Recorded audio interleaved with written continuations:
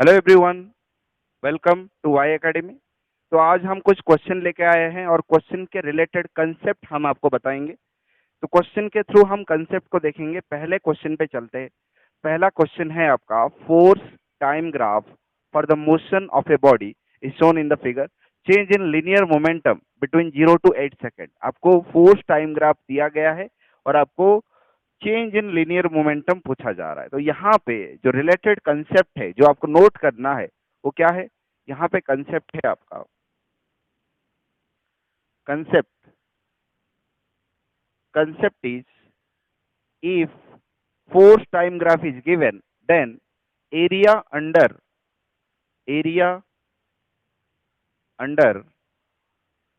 force time graph, area under ft graph क्या देता है? gives change in momentum, change in momentum।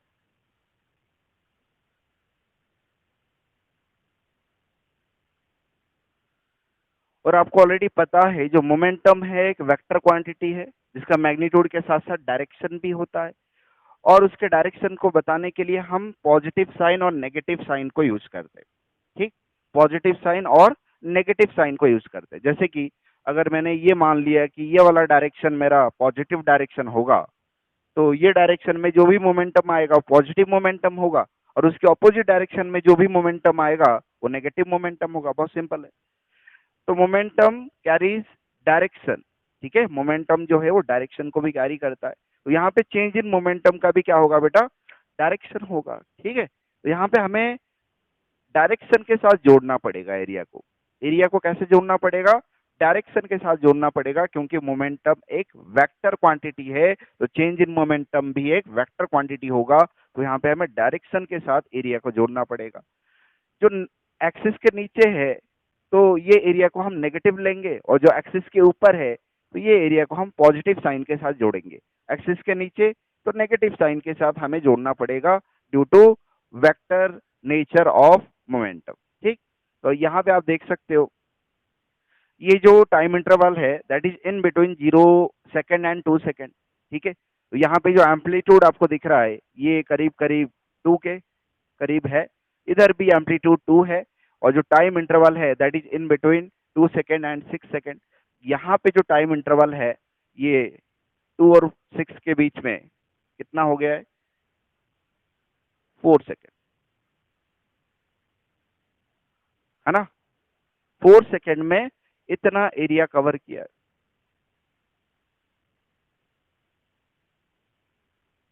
और ये जो एरिया होगा ये पॉजिटिव होगा, क्योंकि एक्सिस के ऊपर है। और यहाँ पे मैं बात करूं, यहाँ पे टाइम इंटरवल जो है वो 2 सेकेंड का है। और यहाँ से यहाँ बात करूं अगर 6 सेकेंड और 8 सेकेंड के बीच में टाइम इंटरवल फिर से 2 सेकेंड का है। 0 सेकेंड और 2 सेकेंड के बीच में टाइम इंटरवल फिर से 2 सेकेंड का है। ठीक, यहाँ पे देखो ये जो कंप्लीट एरिया है इसका आधा यहाँ पे है और एक्सिस के नीचे है। तो ये जो एरिया है ये a/2 होगा कहीं ना कहीं, और एक्सिस के नीचे है तो एरिया हो जाएगा यहाँ पे -a/2।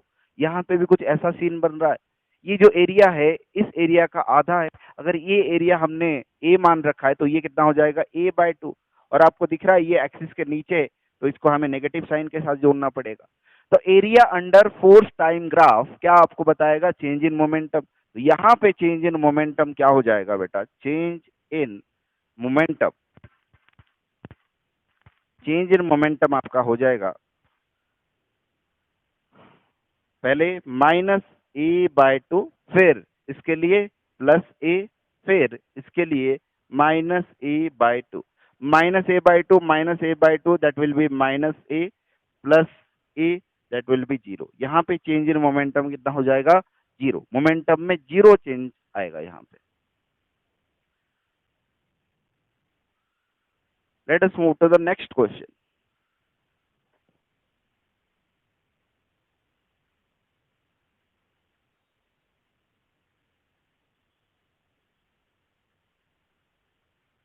Okay, a tennis ball is dropped on the floor from a height of 20 meter. Okay, it rebounds to a height of 5 meter. The ball was in contact with the floor for 0.01 second. What was its average acceleration during the contact? तो मैं आपको question समझा देता हूं. तो एक object है, ठीक है, टेनिस बॉल. इसको हम ड्रॉप कर रहे हैं. कितने हाइट से? ग्राउंड लेवल से 20 मीटर हाइट से हम ड्रॉप कर रहे हैं. ठीक. और फिर ये रिबाउंड कर रहा है, यहाँ पे स्ट्राइक करेगा. ठीक है. जैसे ही स्ट्राइक करेगा तो उसका जो काइनेटिक एनर्जी, उसमें से कुछ परसेंटेज का काइनेटिक एनर्जी लॉस हो जाएगा. जैसे कि मैं बता रहा हूं, यहाँ पे देखो, यहाँ पे इनिशियल वेलोसिटी 0 होगा क्योंकि ड्रॉप का केस है. ड्रॉप का केस है तो इनिशियल वेलोसिटी यहाँ पे 0 होगा. Due to acceleration due to gravity velocity gradually increase करेगा और यहाँ पे वेलोसिटी उसका मैक्सिमम होगा, काइनेटिक एनर्जी मैक्सिमम होगा बिफोर स्ट्राइकिंग द ग्राउंड. तो यहाँ पे मैक्सिमम काइनेटिक एनर्जी होगा. जैसे ही स्ट्राइक करा तो थोड़ा बहुत साउंड आता है ना, और जो ग्राउंड है वो थोड़ा बहुत हीट जनरेट करता है ना. तो ये साउंड एनर्जी, जो हीट एनर्जी प्रोड्यूस हुआ, कहाँ से आया? ये यही काइनेटिक एनर्जी से आया है ना. ये जो काइनेटिक एनर्जी एक्वायर कर रहा है, इसी काइनेटिक एनर्जी से थोड़ा सा एनर्जी हीट एनर्जी के फॉर्म में और साउंड एनर्जी के फॉर्म में डिसिपेट हो जाता है. डिसिपेट होने का मतलब है लॉस हो जाता है. यहाँ पे एनर्जी क्या होता है? लॉस होता है ना. अगर एनर्जी लॉस हो गया तो जितना काइनेटिक एनर्जी से टकराया था उतने काइनेटिक एनर्जी के साथ वापस नहीं जाएगा, रिबाउंड नहीं होगा. तो यहाँ पे जितना काइनेटिक एनर्जी उसके पास था उसमें से कुछ काइनेटिक एनर्जी अदर एनर्जी के फॉर्म में क्या हो गया? डिसिपेट हो गया. For example sound energy heat energy के फॉर्म में डिसिपेट हो गया. बाकी बचा हुआ काइनेटिक एनर्जी के साथ ये ऊपर मूव करेगा रिबाउंड करके. ठीक है. लेकिन इतनी हाइट तक नहीं जा पाएगा, है ना. ये इतनी हाइट तक नहीं जा पाएगा, है ना. यहाँ पे आके रुक जाएगा क्योंकि जो काइनेटिक एनर्जी उसके पास था उसमें से कुछ काइनेटिक एनर्जी लॉस हो चुका है ना. तो बचा हुआ काइनेटिक एनर्जी के साथ मूव करेगा. और कितना मूव कर रहा है? 5 मीटर तक मूव कर रहा है. ठीक है. तो यहाँ पे आप देखोगे, यहाँ पे जो फाइनल वेलोसिटी होगा वो 0 होगा. अगर मैं इस पॉइंट को ए और ये पॉइंट को बी और ये पॉइंट को सी बोलता हूँ, तो ये ऊपर से नीचे वाला मोशन ए बी, फिर नीचे से ऊपर जो रिबाउंड करके आ रहा है वो बी सी मोशन है. ठीक है. और यहाँ पे जो टाइम ऑफ कॉन्टैक्ट है वो कितना है? 0.01 सेकेंड. ठीक है. तो एवरेज एक्सेलरेशन निकालना है. ठीक है, ड्यूरिंग द कॉन्टैक्ट, है ना. तो कॉन्टैक्ट के टाइम में अब देखो वेलोसिटी चेंज हो रहा है. बिफोर स्ट्राइकिंग द ग्राउंड, यहाँ पे वेलोसिटी क्या था? अगर ये पता चल जाए before striking the ground, ground को टच करने से पहले, स्ट्राइक करने से पहले कितना वेलोसिटी था, ये अगर पता चल जाए, और जब रिबाउंडिंग वेलोसिटी ये पता चल जाए, रिबाउंड होने के बाद कितना वेलोसिटी है, दोनों आपको पता है दोनों एग्जैक्टली सिमिलर या इक्वल नहीं होंगे क्योंकि यहाँ पे एनर्जी लॉस हो चुका है. जितना वेलोसिटी के साथ वो टकराया था उतना वेलोसिटी के साथ वो रिबाउंड नहीं कर रहा होगा क्योंकि यहाँ पे एनर्जी लॉस हो चुका है. तो यहाँ पे अगर आपको ये वेलोसिटी पता चल जाए बिफोर स्ट्राइकिंग द ग्राउंड, अगर आपको वेलोसिटी पता चल जाए, और आफ्टर रिबाउंडिंग वेलोसिटी कितना था अगर ये आपको पता चल जाए, है ना, तो आपको इनिशियल वेलोसिटी और फाइनल वेलोसिटी पता चल जाएगा. बिफोर स्ट्राइकिंग द ग्राउंड जो वेलोसिटी होगा उसको हम इनिशियल वेलोसिटी बोलेंगे. आफ्टर रिबाउंडिंग जो वेलोसिटी होगा उसको हम फाइनल वेलोसिटी बोलेंगे. और ये जो वेलोसिटी में चेंज आ रहा है वो कितने समय में आ रहा है बेटा? 0.01 सेकेंड. क्योंकि 0.01 सेकेंड तक ये जो टेनिस बॉल है ये कांटेक्ट में था. ठीक. तो हमें एक्सेलरेशन मिल जाएगा. तो यहाँ पे हमें वेलोसिटी निकालना है कहीं ना कहीं बिफोर स्ट्राइकिंग द ग्राउंड.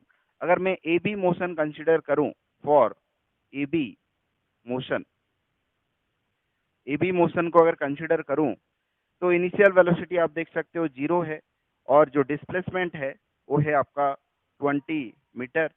जी को हम 10 लेके चलते हैं. जी is equal to 10 metre per second square. यहाँ पे आपको v निकालना पड़ेगा, तो मैं क्या करता हूँ, v square minus u square is equal to 2as, third equation of motion use कर लेता हूँ क्योंकि यहाँ पे टाइम के बारे में कोई इंफॉर्मेशन गिवन नहीं है। ठीक है, तो ये हो जाएगा v square minus initial velocity 0 है तो ये कैंसिल हो जाएगा, 0 स्क्वायर 2, एक्सेलरेशन जो है वो 10 है ना। अगर मैं साइन कन्वेंशन की बात करूं तो इसको अगर ओरिजिन मानता हूं तो ऊपर की तरफ मेरा हो जाएगा पॉजिटिव और नीचे की तरफ हो जाएगा नेगेटिव। यहाँ पे आप देख सकते हो, ठीक है, जो फाइनल वेलोसिटी है ना, वो नीचे के डायरेक्शन में है तो नेगेटिव होगा, लेकिन उसका स्क्वायर जो है पॉजिटिव आएगा। ठीक, यहाँ पे 2, एक्सेलरेशन ड्यू टू ग्रेविटी हमेशा नीचे की तरफ होता है तो ये हो जाएगा नेगेटिव में होगा माइनस। डिस्प्लेसमेंट भी आप देखो, डिस्प्लेसमेंट भी ओरिजिन से नीचे की तरफ है, नेगेटिव डायरेक्शन में, तो ये भी क्या हो जाएगा -20 मीटर। ठीक है, तो v square is equal to ये हो जाएगा माइनस माइनस प्लस, है ना, और ये हो जाएगा 20 इंटू 20, इट विल बी 400, है ना। तो v हो जाएगा आपका, यहाँ पे मैं v लिख देता हूँ, v हो जाएगा आपका 20 मीटर पर सेकेंड, है ना। v हो गया आपका 20 metre per second. Before striking the ground velocity कितना था, 20 metre per second. After rebounding, rebound होने के बाद वेलोसिटी कितना था, मैं कौन सा मोशन कंसिडर करूंगा, बीसी मोशन कंसिडर करूंगा। For BC motion, BC motion, BC motion के लिए मुझे इनिशियल वेलोसिटी नहीं पता है, ठीक है, फाइनल वेलोसिटी ऑलरेडी पता है 0। ठीक है, एक्सेलरेशन क्या होगा, -10 metre per second square. Acceleration आपका हो जाएगा -10 metre per second square. Displacement यहाँ पे कितना हो रहा है, 5 मीटर। ठीक है, फिर से मैं थर्ड इक्वेशन ऑफ मोशन लगा दूंगा, तो ये क्या हो जाएगा, v square minus u square is equal to 2as। यहाँ पे देखो, v स्क्वायर फाइनल वेलोसिटी का स्क्वायर ऑलरेडी पता है, फाइनल वेलोसिटी यहाँ पे कितना है, 0 हो रहा है, फाइनल वेलोसिटी 0 हो रहा है, तो यहाँ पे हो जाएगा 0 का स्क्वायर माइनस इनिशियल वेलोसिटी, कितने वेलोसिटी के साथ रिबाउंड कर रहा है यही तो निकालना है, 2a। a कितना है, a अब देख सकते हो -10 होगा, क्योंकि एक्सेलरेशन ड्यू टू ग्रेविटी हमेशा नीचे के डायरेक्शन में होता है, हमेशा नीचे के डायरेक्शन में होता है। तो नीचे के डायरेक्शन को हमने नेगेटिव ले रखा है, तो एक्सेलरेशन ड्यू टू ग्रेविटी क्या हो जाएगा, -10।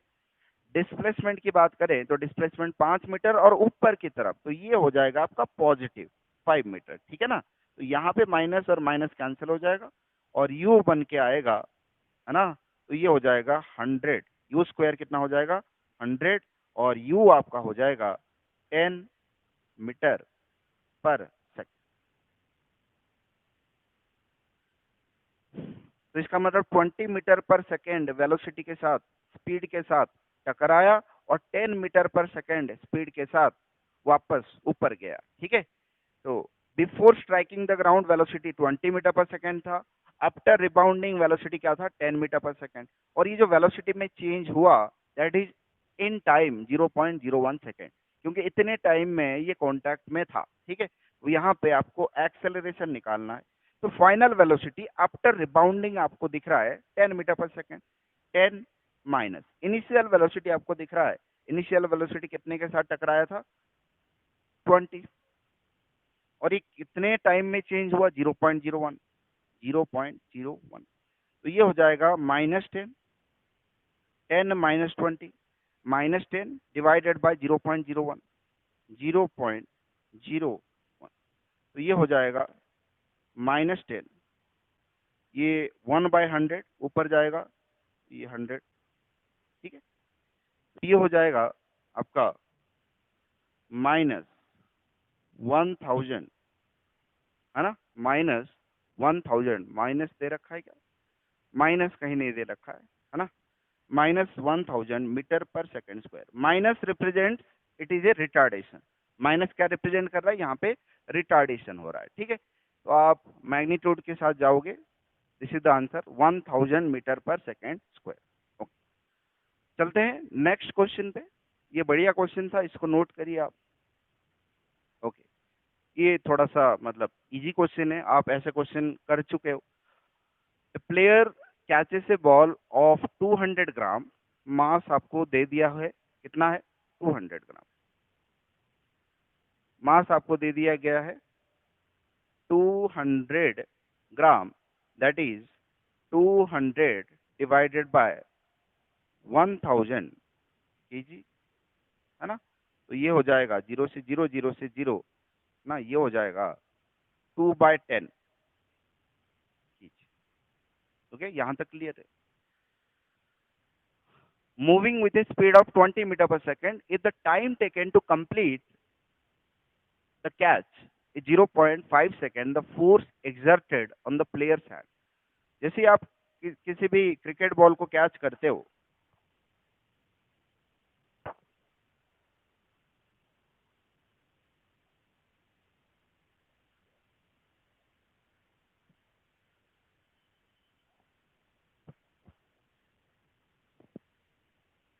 तो आपको अच्छे से पता है जब हम क्रिकेट बॉल को कैच करते हैं तो हम इंस्टेंटली कैच नहीं करते, हम हाथ को पीछे लेते हैं। तो कैच करने के लिए हम कुछ टाइम लेते हैं, वो टाइम कितना है 0.5 सेकेंड, ठीक है। हम पीछे हाथ को क्यों लेते हैं? क्योंकि हमें मोमेंटम को चेंज करने के लिए टाइम देना पड़ता है। जितना ज्यादा आप टाइम दोगे मोमेंटम को चेंज होने के लिए, उतना कम फोर्स आपके हाथ के ऊपर लगेगा। अगर आप इंस्टेंट में पकड़ लेते हो, उसी इंस्टेंट में पकड़ लेते हो, तो आपके हाथ के ऊपर बहुत ज्यादा फोर्स लगेगा। हो सकता है आपका हाथ का जो स्किन है वो रप्चर कर जाए, फट जाए, ठीक है। तो हमें मोमेंटम को चेंज होने के लिए टाइम देना पड़ता है। जितना ज्यादा आप टाइम दोगे मोमेंटम को चेंज होने के लिए, उतना कम फोर्स लगेगा, उतना कम फोर्स लगेगा। जैसे कि यहाँ पे मैं आपको बता दूं, Newton second law of motion is F is equal to delta P by delta T. Delta P is change in momentum, delta T is time interval, ठीक।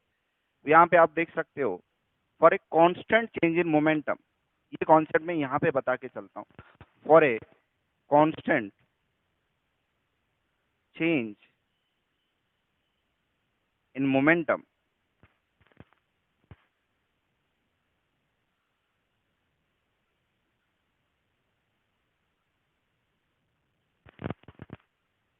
For a constant change in momentum, तो delta P जो है constant हो गया, तो force क्या हो जाएगा, it is inversely proportional to time interval.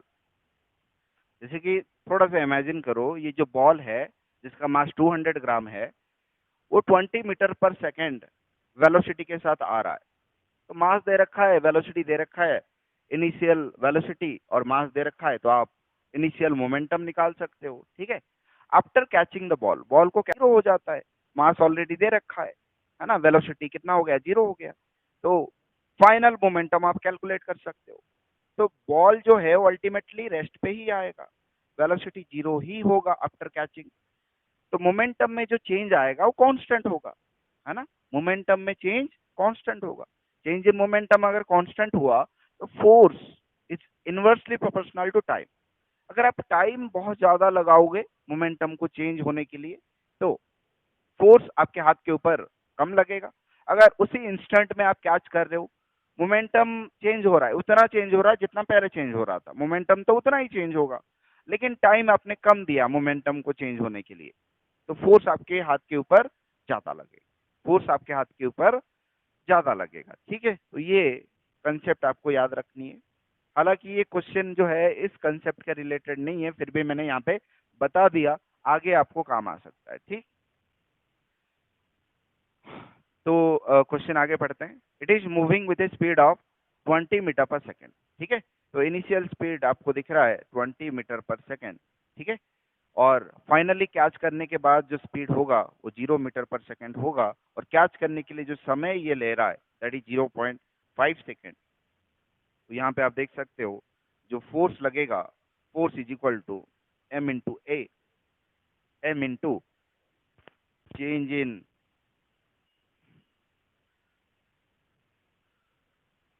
acceleration is change in velocity upon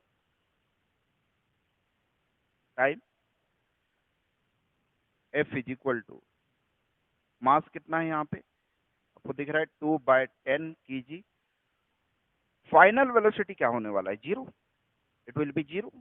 initial velocity कितना था, इट इज 20, और टाइम कितने समय में ये हो रहा है, 0.5 से 0.5 से। तो ये हो जाएगा आपका 2, और ये हो जाएगा -4 divided by 0.5, okay, -4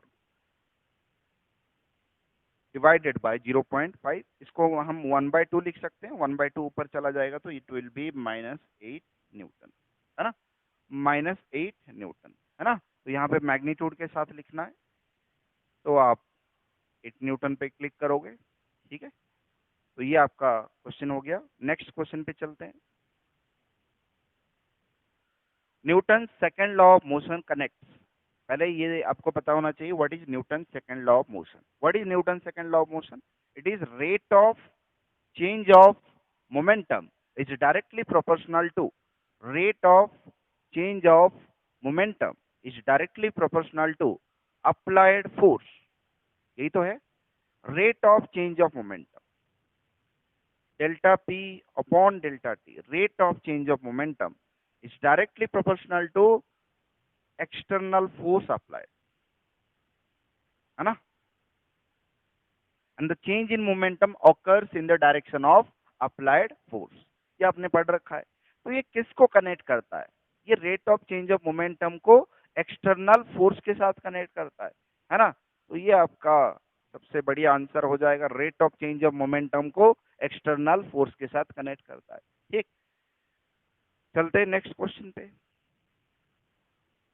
next question देखो, gravel is dropped onto a conveyor belt at a rate of 0.5 kg per second, है ना। The extra force needed in Newton to keep the belt moving at 2 metre per second. अच्छा, ये conveyor belt क्या होता है, conveyor belt क्या होता है, थोड़ा सा मैं आपको बता देता हूँ।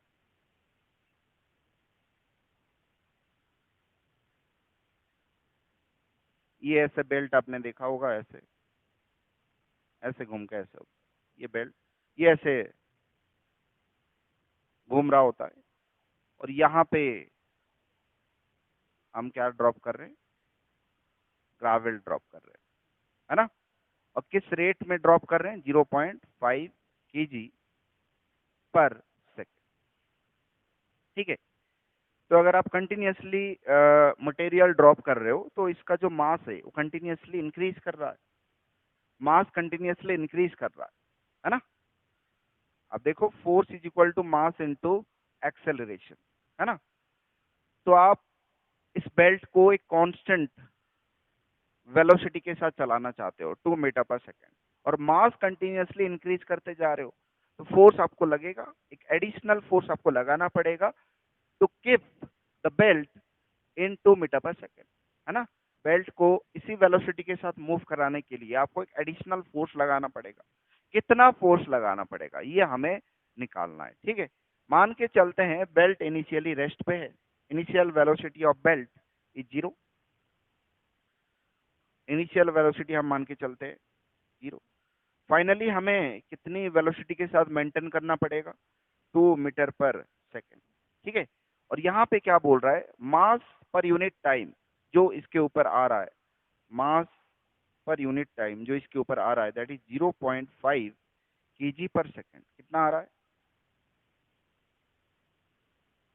0.5 kg पर सेकेंड। मास पर यूनिट टाइम इतना आ रहा है, 0.5 kg पर सेकेंड। ठीक, तो हमें एडिशनल फोर्स निकालना पड़ेगा, कितना एडिशनल फोर्स चाहिए बेल्ट को कांस्टेंट वेलोसिटी के साथ चलाने के लिए, है ना। तो फोर्स का इक्वेशन अगर मैं लिखूंगा, that will be mass into acceleration, mass into acceleration is change in velocity upon time. ठीक है, तो यहाँ पे आप देख सकते हो force is equal to mass कितना है यहाँ पे, इसको मैं मास पर यूनिट टाइम लिख देता हूँ और v माइनस यू को अलग से लिख लेता हूँ, ठीक है। मास पर यूनिट टाइम ऑलरेडी आपको दे रखा है 0.5 kg पर सेकेंड, 0.5 kg पर second. v minus u, v कितना है 2, u कितना है 0, तो ये कितना हो जाएगा, ये हो जाएगा 1 न्यूटन। आपको एडिशनली 1 न्यूटन फोर्स लगाना पड़ेगा इस बेल्ट को कांस्टेंट वेलोसिटी के साथ मूव कराने की, ठीक। तो ये आपका क्वेश्चन हो गया, ठीक है। नेक्स्ट क्वेश्चन पे चलते हैं। 1 Newton, okay. A ball of mass 10 gram hits hard surface vertically with a speed of 5 meter per second and rebounds with the same speed. The ball remains in contact with the surface for 0.01 second. The average force exerted by the surface on the ball. तो ये हमारा surface हो गया।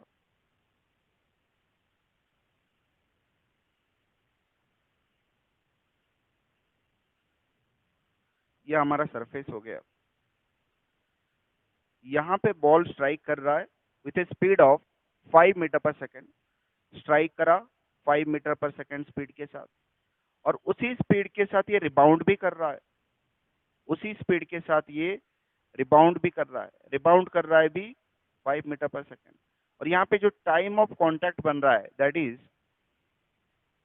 0.01 second, 0.01 second. जिस speed के साथ ये आया था उसी स्पीड के साथ ये रिबाउंड कर रहा है, रिबाउंड कर रहा है, ऑपोजिट डायरेक्शन में चल रहा है, मतलब ये जो फ्लोर है इसके ऊपर फोर्स लगाया होगा। कितना फोर्स लगाया होगा, जितना ये बॉल लगाया होगा, जितना ये ऑब्जेक्ट फ्लोर के ऊपर फोर्स लगाया होगा, उतना ही फोर्स फ्लोर ऑब्जेक्ट के ऊपर लगाया होगा, ठीक है। तो यही फोर्स हमें कैलकुलेट करना है, average force exerted by the surface on the ball. यहाँ पे स्पीड तो चेंज नहीं हो रहा है लेकिन डायरेक्शन चेंज हो रहा है, तो डायरेक्शन को चेंज करने के लिए फोर्स चाहिए। तो यहाँ पे फोर्स कौन लगा रहा है, फ्लोर लगा रहा है। फ्लोर बॉल के ऊपर जितना फोर्स लगाया होगा, बॉल भी फ्लोर के ऊपर उतना ही फोर्स लगाया होगा। तो हमें एक फोर्स निकालना है ना, और उसका मैग्नीट्यूड यहाँ पे क्लिक करना है, ठीक है। तो देखो यहाँ पे ये वाला जो डायरेक्शन है, नीचे वाला जो डायरेक्शन है, उसको अगर मैं पॉजिटिव ले लूं, अपने हिसाब से आप ले सकते हो, तो ऊपर वाला डायरेक्शन को मुझे नेगेटिव लेना पड़ेगा, सिंपल केस। ऊपर वाला डायरेक्शन को मुझे नेगेटिव लेना पड़ेगा, ठीक। तो ये जो वेलोसिटी है, तो ये नीचे के डायरेक्शन में है, तो ये आ जाएगा initial velocity plus 5 metre per second. यहाँ पे देखो फाइनल वेलोसिटी आफ्टर रिबाउंडिंग जो वेलोसिटी है वो कितना है, 5 मीटर पर सेकेंड। लेकिन ऊपर के डायरेक्शन में, ऊपर के डायरेक्शन को मैंने नेगेटिव लिया है, और कितने टाइम में ये वेलोसिटी चेंज हो गया, दैट इज 0.01 सेकेंड, ठीक। और इसका मास भी दे रखा है, मास दे रखा है 10 ग्राम, मास इज 10 ग्राम। तो यहाँ पे कितना फोर्स लग रहा है ये कैलकुलेट करना है।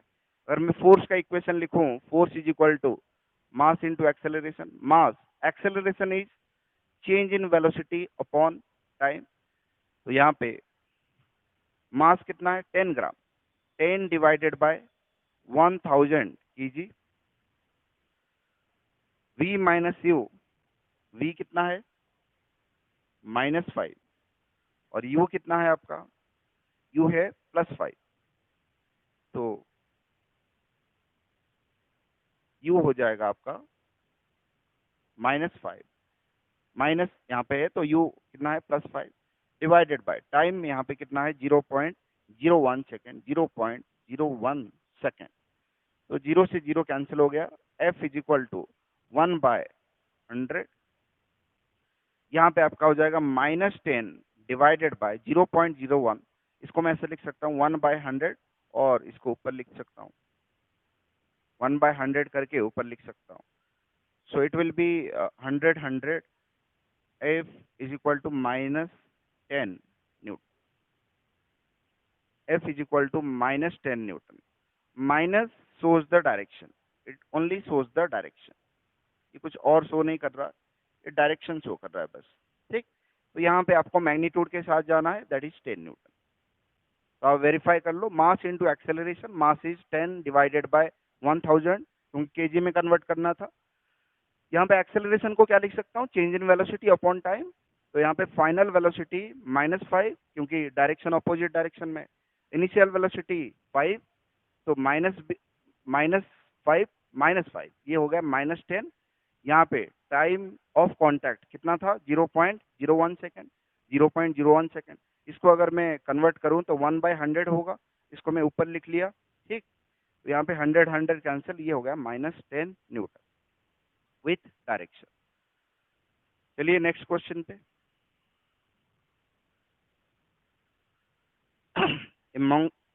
monkey of mass 20 kg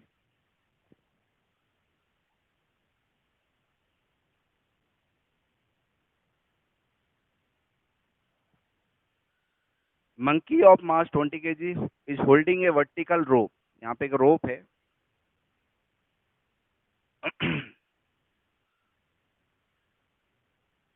monkey of mass 20 kg, ये मंकी है आपका, होल्डिंग ए रोप, है ना, इसका मास है 20 kg।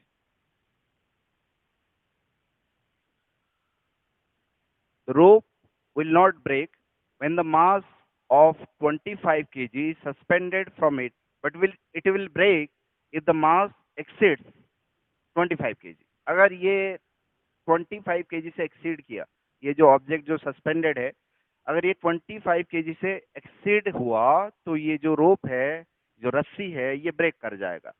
आपको पता है जब रस्सी स्ट्रेच होता है तो इसके अंदर एक टेंशन डेवलप होता है, इसके अंदर एक टेंशन डेवलप होता है। ठीक है, तो ये टेंशन जब तक है तो रस्सी तब तक सेफ है ना। तो टेंशन एक्सीड कर जाएगा, टेंशन का एक मैक्सिमम लिमिट होता है, अगर मैक्सिमम लिमिट से टेंशन ऊपर चला गया तो रस्सी क्या हो जाएगा, टूट जाएगा, है ना।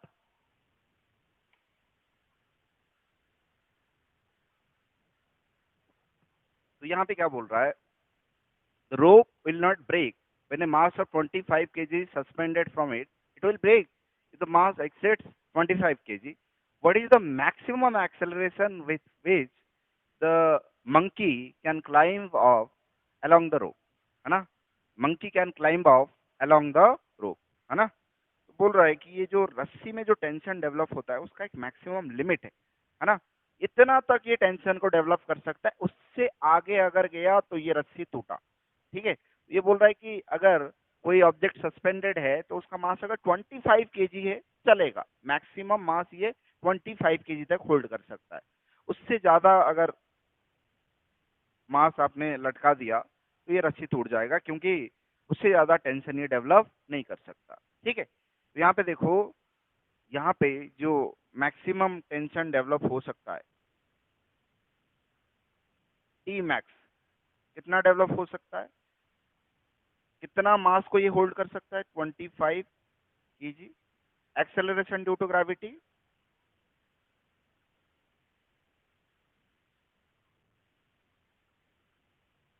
पहले आपको ये तो पता होना चाहिए टेंशन हम कैसे निकालते हैं। ये इक्विलिब्रियम स्टेट में है ना, इक्विलिब्रियम स्टेट में है ना, ये भी रेस्ट में, ये भी रेस्ट में। जब इक्विलिब्रियम में होते हैं तो नेट फोर्स क्या होता है, जीरो होता है। नेट फोर्स जीरो होता है। यहाँ पे देखो, नीचे लग रहा है mg, ऊपर लग रहा है t, पूरा सिस्टम इक्विलिब्रियम में, ऊपर t और नीचे mg। ठीक है, ड्यू टू इक्विलिब्रियम में क्या बोल सकता हूँ, ऊपर जितना फोर्स लग रहा है नीचे भी उतना ही फोर्स लग रहा है, तो t is equal to mg, है ना। अभी जो है मंकी मूव नहीं कर रहा है ना, मंकी का बात छोड़ो। अभी ये क्या बोल रहा है, ये जो रस्सी है ये कुछ पर्टिकुलर मास को होल्ड कर सकता है। 22 केजी है चलेगा, 23 केजी चलेगा, 24 केजी चलेगा, 25 केजी चलेगा। 25 केजी के ऊपर अगर आप रस्सी में टांग देते हो तो ये टूट जाएगा। ठीक है, तो इसका एक लिमिट है ना। मैक्सिमम लिमिट है ना। तो जैसे जैसे आप ऑब्जेक्ट को सस्पेंड करते हो, यहाँ पे रस्सी जो है वो स्ट्रेच होता है, स्ट्रेच होता है तो इसमें टेंशन डेवलप होता है। तो इसका टेंशन डेवलप करने का एक लिमिट है ना। ये एक पर्टिकुलर लिमिट तक टेंशन डेवलप कर सकता है। जैसे ही वो टेंशन डेवलप करना बंद कर दिया, देखो ये टेंशन ऊपर की तरफ लग रहा है, और ये जो ऑब्जेक्ट जिसको आप सस्पेंड कर रखे हो उसके ऊपर ग्रेविटी नीचे की तरफ लग रहा है। तो ये टेंशन ग्रेविटी को क्या कर रहा है, न्यूट्रलाइज कर रहा है, इसके ऊपर नेट फोर्स जीरो हो जा रहा है। इसलिए वो जो ऑब्जेक्ट है वो फ्रीली सस्पेंडेड है ना, मूव नहीं कर रहा, इक्विलिब्रियम में है। क्यों? क्योंकि उसके ऊपर नेट फोर्स जीरो है। कैसे हुआ नेट फोर्स जीरो? नीचे की तरफ तो ग्रेविटी लग रहा था, तो नेट फोर्स जीरो कौन कर दिया? ये रस्सी जिसके साथ इसको बांध रखे हो, ये ऊपर की तरफ एक टेंशन प्रोवाइड कर रहा है। टेंशन एक फोर्स होता है, तो ये टेंशन ही ग्रेविटेशनल फोर्स को न्यूट्रलाइज कर रहा है। तो ये टेंशन कितना मैक्सिमम हो सकता है? जब ये ऑब्जेक्ट 25 केजी का होगा तो टेंशन मैक्सिमम होगा। ऑब्जेक्ट जब 25 केजी का होगा, टेंशन क्या हो जाएगा? मैक्सिमम हो जाएगा, है ना। वही तो बोल रहा है क्वेश्चन में, वही बोल रहा है। अगर ऑब्जेक्ट 25 केजी का हुआ तो टेंशन क्या होगा? मैक्सिमम होगा, है ना। टेंशन मैक्सिमम, और मैक्सिमम टेंशन कितना होगा? mg के बराबर, है ना। मैक्सिमम टेंशन कितना डेवलप हो सकता है? अगर ये 25 केजी का ऑब्जेक्ट है तो मास कितना हो जाएगा? 25, और जी कितना आएगा? 250 न्यूटन। मैक्सिमम टेंशन कितना डेवलप हो सकता है? 250 न्यूटन। तो बोल रहा है कितनी मैक्सिमम एक्सेलरेशन के साथ ये मूव करेगा, है ना। अभी इसको मूव कराते हैं। एक्चुअल में इसका मास कितना है? 20 केजी, ठीक है। तो रस्सी तो नहीं टूटेगा, अभी ये मूव कर सकता है ऊपर, ठीक है। तो अगर इसके ऊपर हम नेट फोर्स देखेंगे तो नेट फोर्स क्या होगा? इसके ऊपर नेट फोर्स देखेंगे, टी ऊपर की तरफ लग रहा है और एम जी नीचे की तरफ लग रहा है। टी ऊपर की तरफ और एम जी नीचे की तरफ, और ये मूव कर रहा है, ये मूव कर रहा है इस तरफ। जिस तरफ मूव करता है ऑब्जेक्ट उस तरफ ज्यादा फोर्स होता है, तो टी ज्यादा होगा। टी ज्यादा है और ये कम है, एम जी कम है, इसलिए तो ऊपर की तरफ मूव कर रहा है। तो हम क्या करेंगे, बड़े से छोटे को माइनस करेंगे तभी नेट फोर्स मिलेगा। ये नेट फोर्स है, एफ नेट, है ना। According to Newton second law of motion, F net क्या हो जाएगा? मास इनटू एक्सेलरेशन, ठीक है। तो हमें मैक्सिमम एक्सेलरेशन चाहिए for a max, maximum acceleration के लिए, है ना, क्या हो जाएगा? एफ नेट मैक्सिमम होना चाहिए, है ना। एफ नेट क्या होना चाहिए? मैक्सिमम होना चाहिए। और एफ नेट मैक्सिमम तभी होगा जब टेंशन मैक्सिमम हो जाएगा, माइनस एम जी।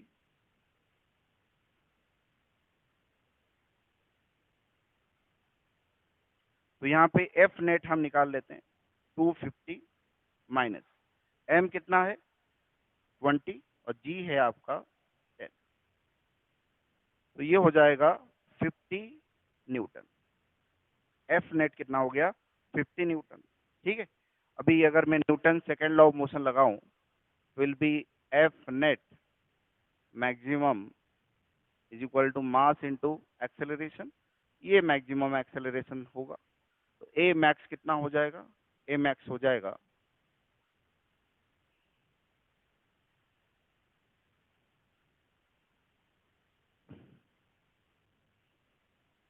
ए मैक्स हो जाएगा एफ नेट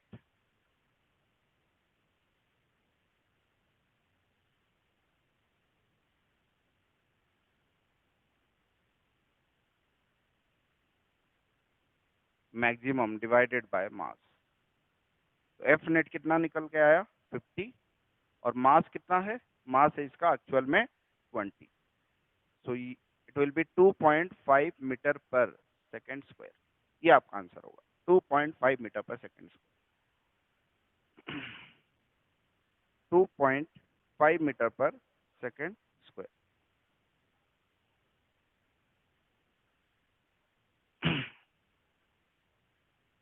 तो ये आपका आंसर हो गया, ठीक है। Let us move to the next question.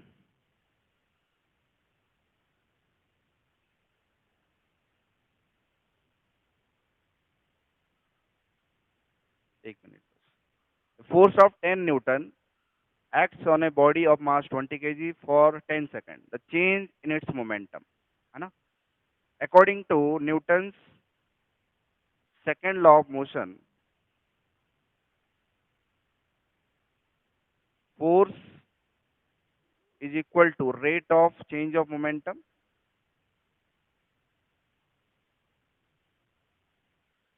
So I can say change in momentum is force multiplied by time interval.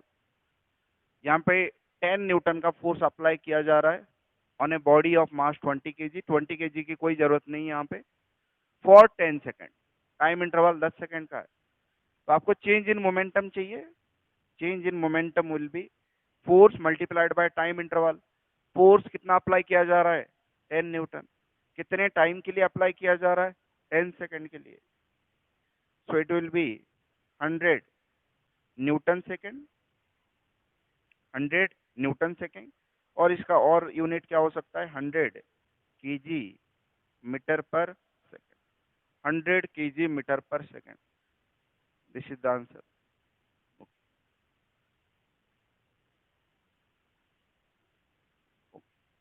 अगले क्लास में मिलते हैं. ये अगर आप चाहो तो होमवर्क ले सकते हो, नहीं तो फिर अगले क्लास में इसको डिस्कशन करेंगे. Thank you.